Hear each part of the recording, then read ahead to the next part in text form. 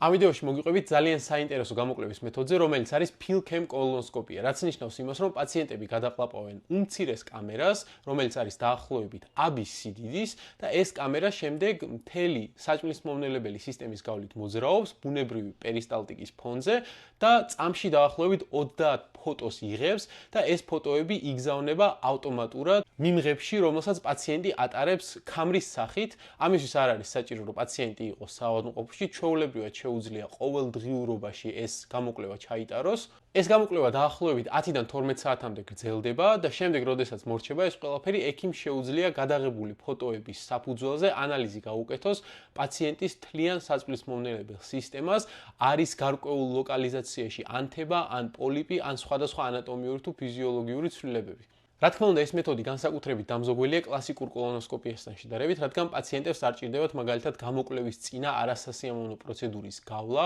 ან უშუალოდ პროცედურის დროს სედაცია და საავადმყოფოში მისვლა და იქ დარჩენა.